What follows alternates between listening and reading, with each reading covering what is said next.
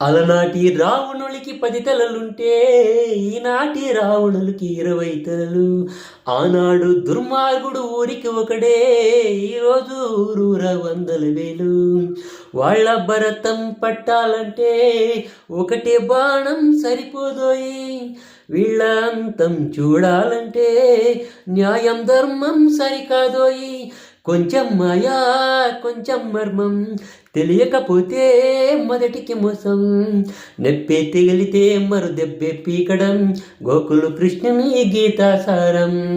దెబ్బకి ముందరే దెబ్బే అంటించడం బాలకృష్ణుడు చెప్పే సారం. దేవుణ్ణే పిలిచావంటే రాడు రాడు ఎంతో బిజీ.